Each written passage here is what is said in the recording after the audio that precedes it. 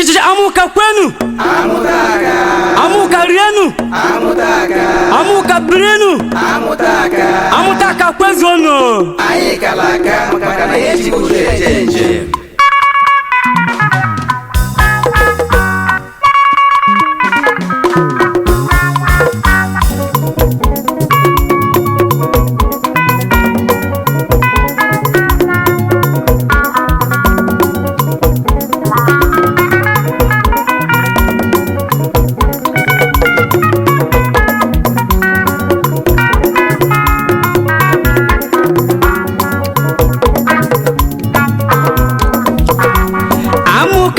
Kuzini makayanu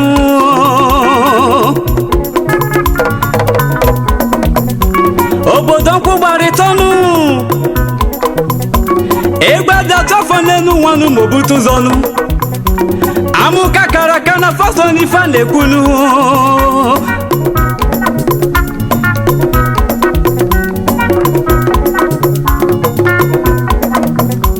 asị n'obodo ọbụla nwere ife eji mara fanụ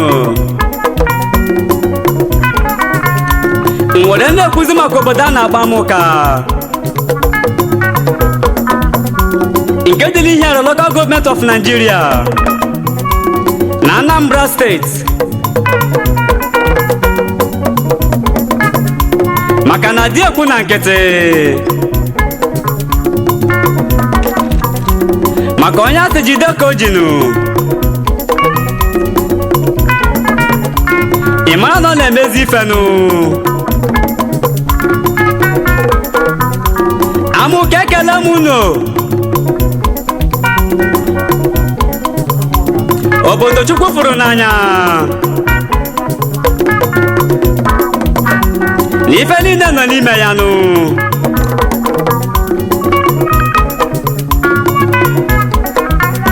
na anụ so n'ife ala alụ obodo nkwụgbarịtọ n'ife nrụba ama so n'ime ya nụ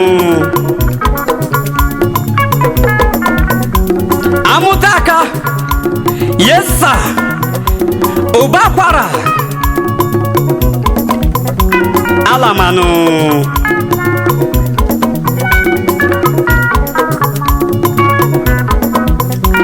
obodo na-ekwuziri maka ya nụ obodo afọrụ n'anya nụ Chukwu goziri fagozinu Amuka obodo manụ ife niile nọ n'ime ya nụ ndị ọrụ aka nọ ya nụ ndị ọrụ oyibo nọ ya nụ ndị na-azafịa nọ na ya nụ ndị jego oyibo nọkwa ya nụ ife ọbụla ị chọrọ n'elu ụwa nụ n'ịgafe ya na Amuka nụ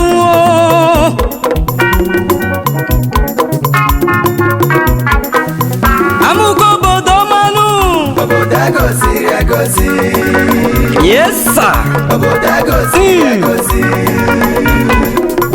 obodo agọziri agọzi, n'eziokwu na Amuka bụ isi mmiri obodo agọziri agọzi, maka na isi mmiri adị ata na gbogbo obodo agọziri agọzi, n'eziokwu na Chukwu fụrụ Amuka n'anya nụ agọziri agọzi, were nyezefe ife niile nụ obodo agọziri agọzi, maka na ndị ọrụ aka nọ na ya nụ obodo agọziri agọzi, ndị na-alụ ọrụ oyibo nọzikwa ya nụ obodo agọziri agọzi, ndị Chukwu goziri agozi obodo agọziri agọzi, ndị na-azụ afọ karịrị akarị nụ obodo agọziri agọzi, ndị gbara ego oyibo ego bekee agọzi, na afọ karịrị akarị n'ime Amuka nụ obodo agọziri agọzi, mmụọ bụ izu Chukwu a na-ekelezi unu nụ obodo agọziri agọzi, maka na anụ zuru ka eme obodo agọziri agọzi.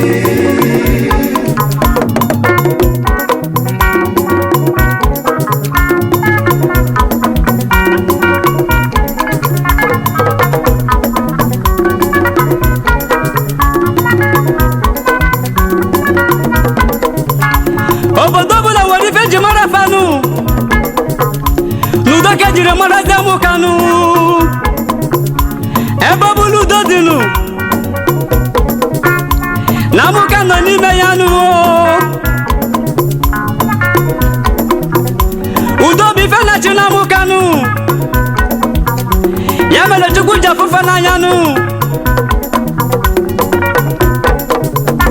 ka nkelezi eze udonu igwe judachi obodo ya nụ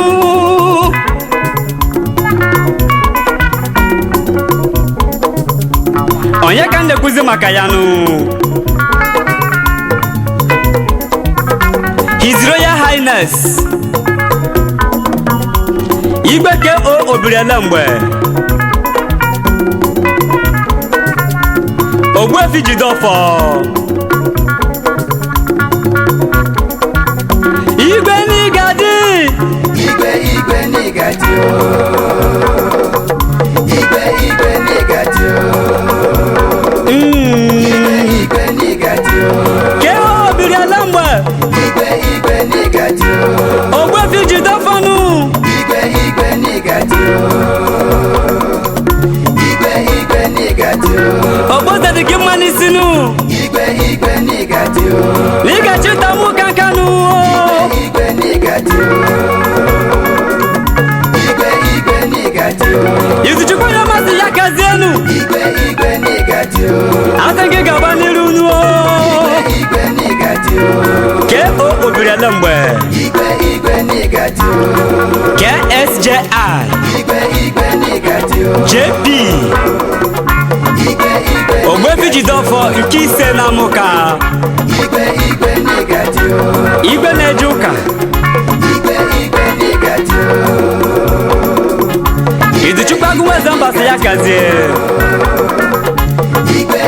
n'igadi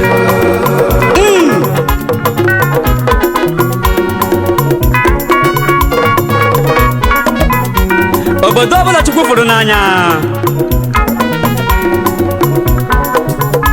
ị mara na agọzi ndị nọ n'ime ya agọzi ka m keleze ndị agọziri agọzi ndị nọ n'ime ama ụka obodo ọma gọziri agọzi wee sị ka m keleze ezi nwanne m Eda Jesse Udozo Chief Executive Officer Jesse Udozo and Sons Global Industries Nigeria Limited aka na-emebe Aboniki Bam onye ọma ọ ga-adịrị mma na amụka ka isinu ya gazie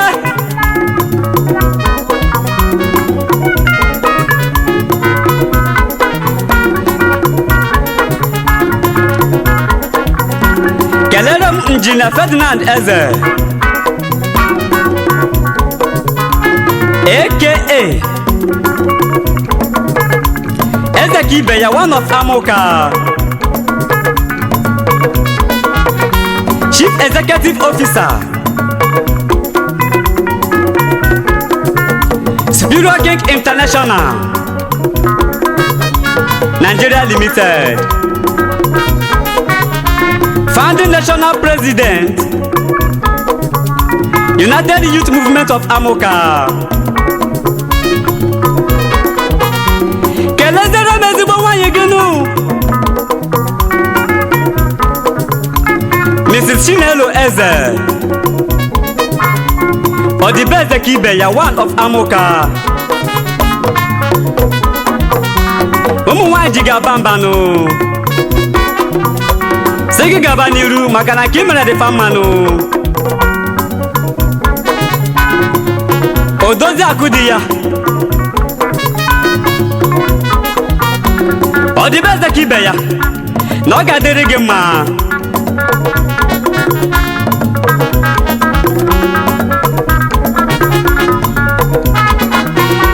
ka m kelezi onye ọmụwa malụ amalụ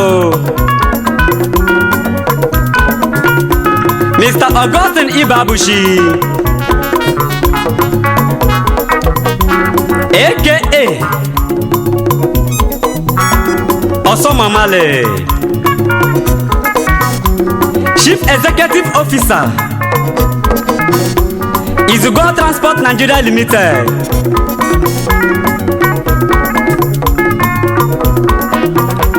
maka ọjịja gị na mbata gị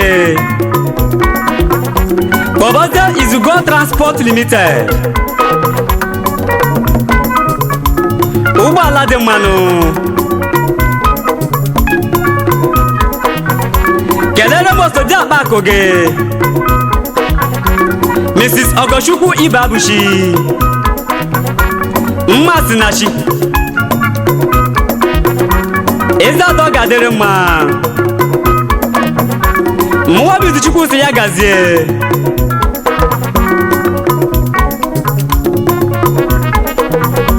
mmasị na chinu nwanyị omeze atọ ga-adịrị mmanụ Izu Chukwu si ya gazie keduzie maka Prince Chusude mmadụ uwe wisi ike izizi na mụkanụ Obuto Ohise one of Igbo land kelezere m ezigbo nwanne gị nụ Mr. Okechukwu Udozonu asị m ya gazienụ agụdị ndụ nwanne m biri kpanụ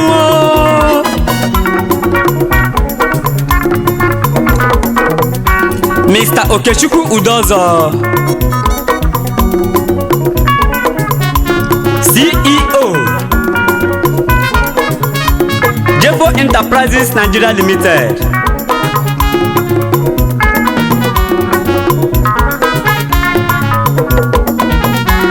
eze nwanne m biri nụ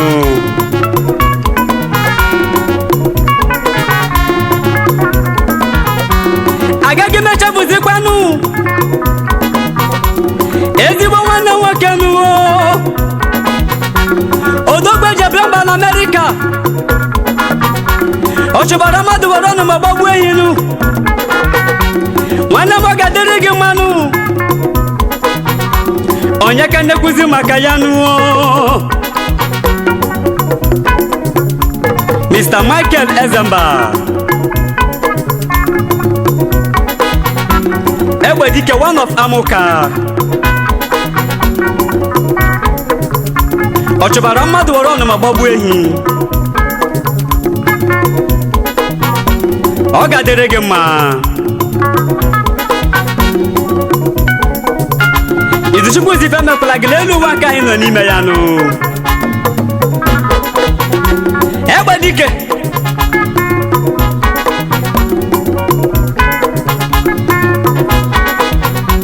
n'eziokwu Chukwu goziri ndị mmadụ agozinu mana mụ ka kafa ka na-arụnụ amụka obodo manụ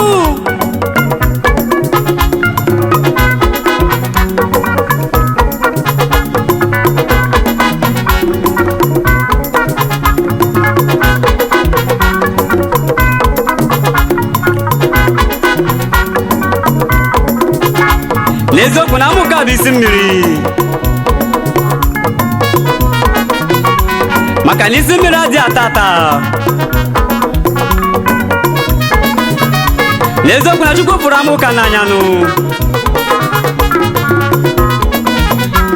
were nye bụ ife niile nụ ma nyezikwa bụ ife nrụba ama nụ obodo nkwụ gbara ịtọ maka na ndị ọrụ aka nọ n'ime ya nụ ndị na-alụ ọrụ oyibo nọzikwa ya nụ ndị Chukwu goziri agozi ndị na-aza afọ karịrị akarị na ndị gbara ego oyibo riri nne nụ amụka obodo manụ Obodo agoziri agozi Obodo agoziri agozi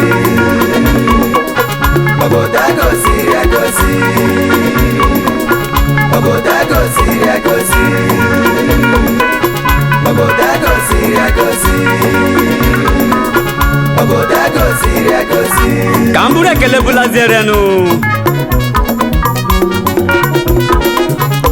Barrister Chief Sos Mbanaso Eze Kwesịlị Okpuru ọha one of Amuka ọ bụ gị bụ ode akwụkwọ na Anambra State Judiciary Council. Mụ na ndị egwu m si ya gazie. Chief Sos Mbanaso, Eze Kwesịrị,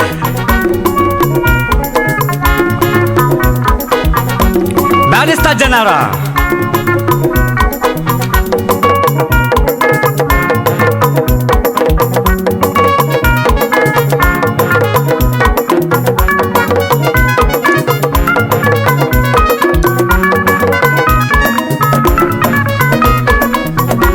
keduzi maka Honorable Chidi Livinus Udemadu,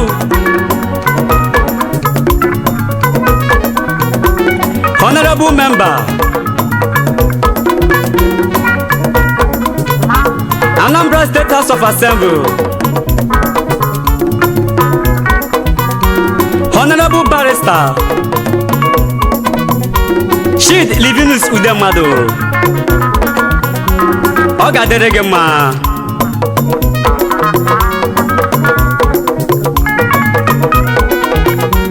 Kelezere m ezigbo nwanne gị nụ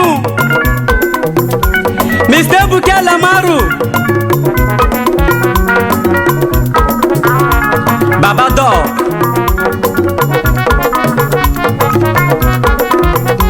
n'eziokwu na ndụ n'isi aji ga-aba mbanụ.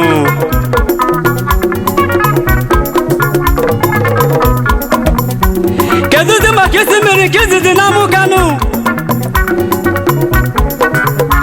onye ọma ga-adịrị mmanụ Chief Paul Mbanụ, isi mmiri nke izizi n'amụ Kanụ. Kelere m ezigbo nwanne gị nụ maka na nwanne mmadụ abụrụ ọyị ya nụ. Onye ka na-ekwuzi maka ya nụ?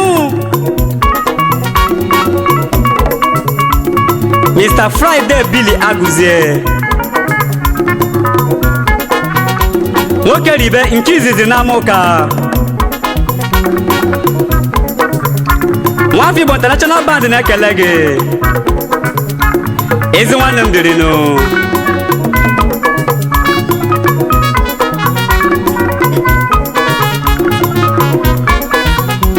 Agaghị m echefuzikwanụ ezigbo nwanne nwoke nụ, ala na-ekwuzi maka onye nụ, Prince Okechukwu Okoli, gidigbam gidigbam, odogwu ga-adịrị mma. Kelezere m ezi nwanne gị nụ Mr. Josephat Mbadiga, odogwu na-epe mpe n'ama ụka,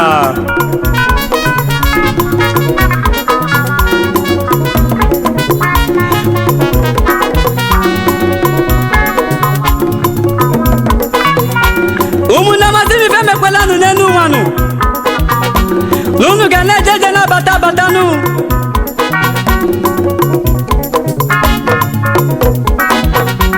O nwere odogwu furu ụmụnne ya n'anya nụ,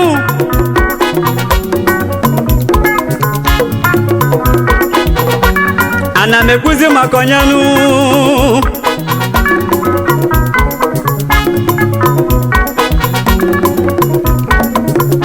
Mr. Chinedu Ezidegu, Shikong, ọ bụ gị bụ Yoruba akụ nke izizi n'ama ụka,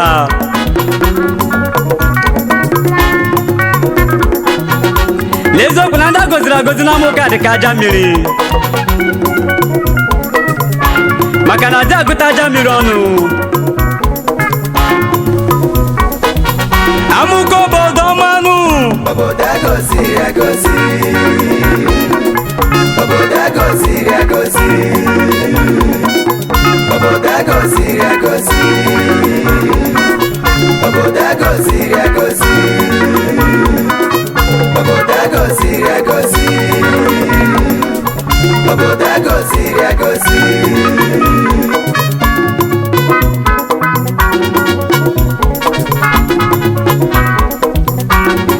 jeje banki izizi n'Amuka oziri mụnwa bụ Izuchukwu si na Ifeọma Chukwu mere ya n'elu ụwa nke ọ nọ n'ime ya nụ na ọ ga-erutezi ụwa niile nụ ya mere o jiri bụrụ Ogbuefi ụbọchị efi dị ọnụ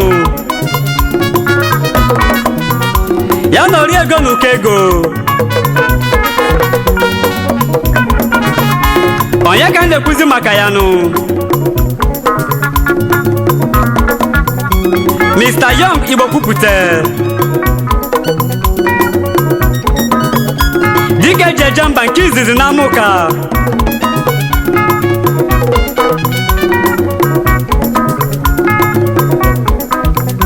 Mr. Young Igbo Kwupụta nụ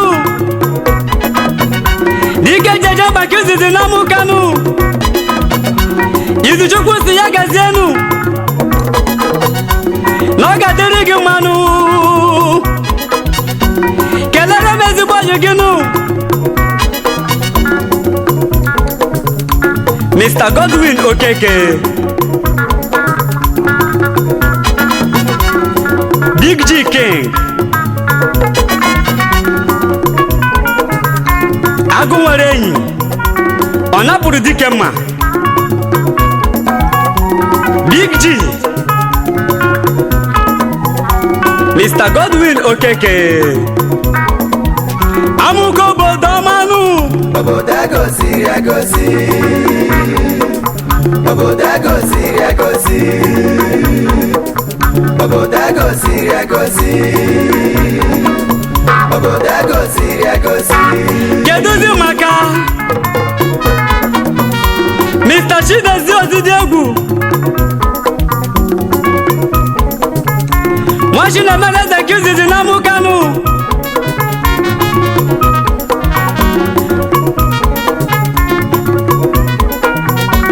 ọ ga-adịrị gị mma ezi nwanne m nụ biko kelezere m ezigbo ọyị gị nụ Mr. Nyeziogwo enyi bros obere Nwachukwu mere eze nụ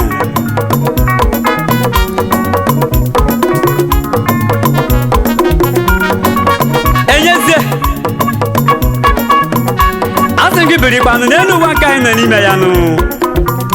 maka na onweghị ife ga-eme gị nụ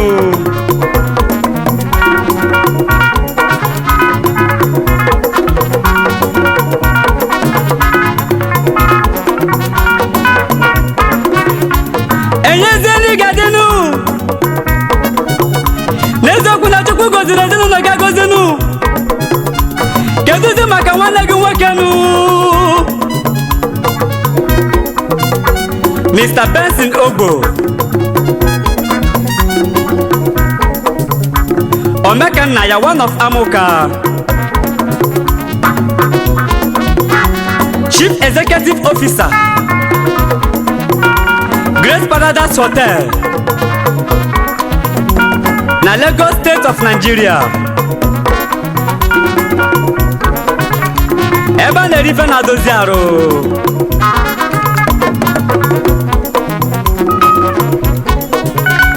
kelere m ezigbo ọyị gị nụ Mr. Lanis Obiagazie dike na asharịrị Izuchukwu na ndị egwu ya Nwafọ Igbo International Band na-ekpelu gị ekpelu si na ọ ga-adịrị gị mma maka n'elu ụwa nke anyị nọ n'ime ya na ị ga na-eje eje na-abata abata na onweghị ife ga-emezi gị nụ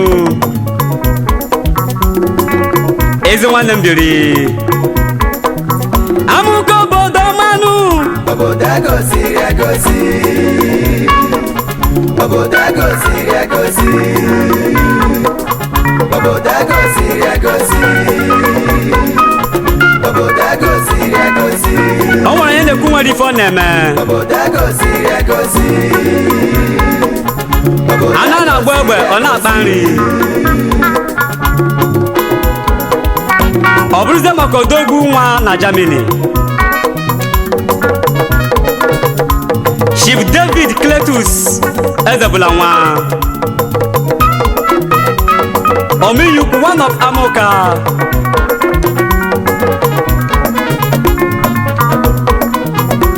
ọkụ na-enwu n'ọchịchịrị na ego gị karịrị ife ndị amụsụ ga-atatanụ Chief David Cletus Ezebula nwa Izuchukwu si ife emekwala gị o wee bụrụ ka o siri mee Omiyukwu nke izizi na Amoka n'eziokwu na Germany ji ga-aba mbanụ ya gazie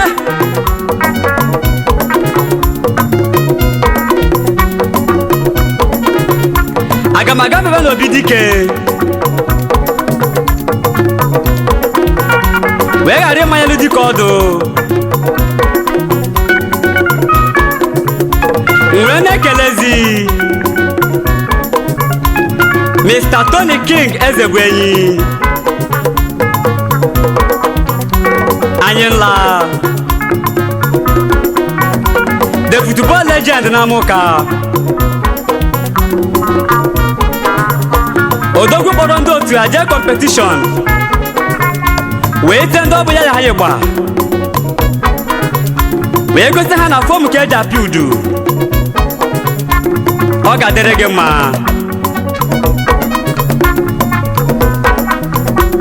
asị na afọ mmadụ zara na alụrụ ya ọlụ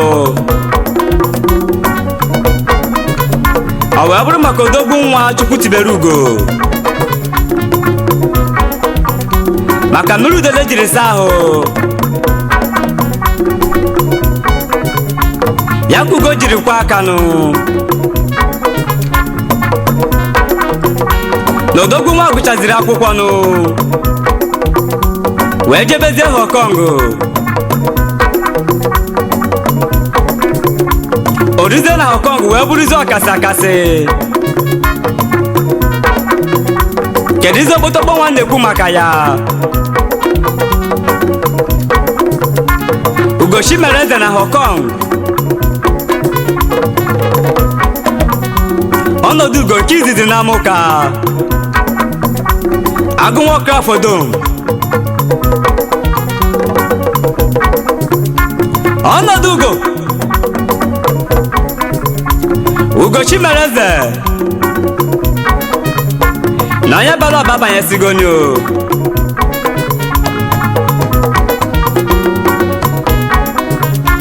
onye chi goziri egozinu n'obodo kwu gị n'azụnụ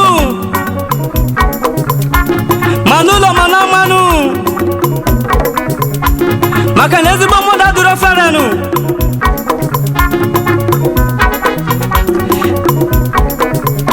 na ezinne mụtaziri ezigbo nwanụ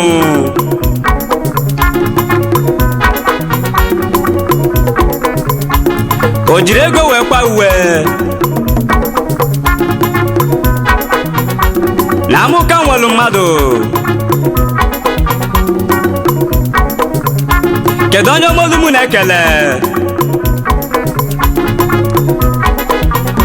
o wee bụrụ Mr. Kasimia onye kokoro ụdagbu enyi nke izizi na Amoka odogwu nwa n'Italy na ọ ga-adịrị gị mma ụdagbu enyi o mebụla onye aka ghọlụ Izuchukwu na-ekele gị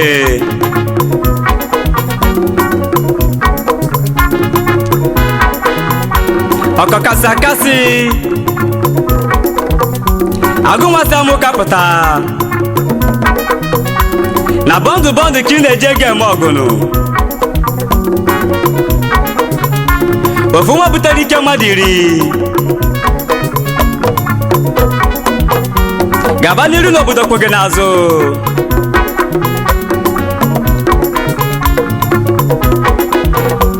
n'eziokwu na mmiri adị ebu ekwutenu ọ wee bụrụ maka dike bichiri ụzọ agụ nwaanyị Igbo na amụ Kanụ na onye nwanụ gị nwetara ezigbo nwanne nụ onye ka na-ekwuzi maka ya Mr. Emmanuel Ezemba mmiri kwa nwa Mayor na home and abroad dike bichiri ụzọ Papio oje gbazi oku nke izizi na amụka na olu m ekele gị nụ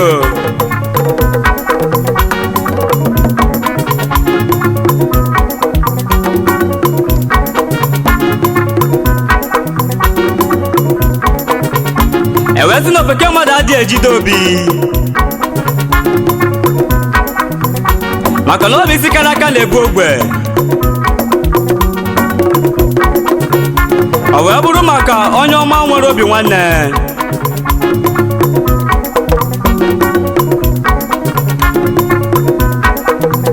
n'ihi na Ugochukwu tibere gị achakego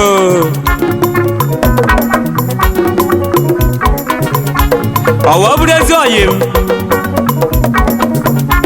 Injinia Ugochukwu Ndụkihe isi obi nke izizi na amụka akabala ka ericha ericha na ego gị dị na bilibili isi obi Injinia Ugochukwu Ndụkihe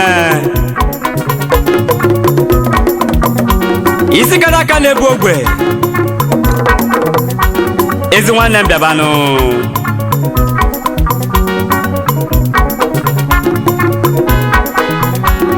amụka bara ụbanụ maka na ha yiri nnebu ndị agọziri agọzinụ ndị rọtara ma ndị na-erọtaghị na-emeta na anyị ga-enwezikwanụ na ọ bụ kara m n'ọnụnụ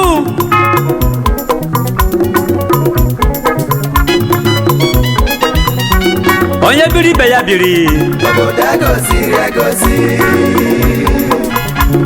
onye anwụchula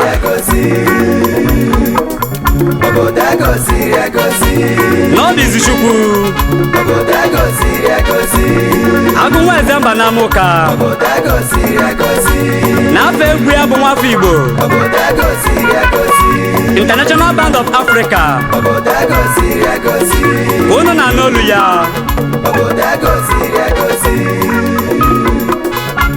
we'll be with you some other time. Goodbye.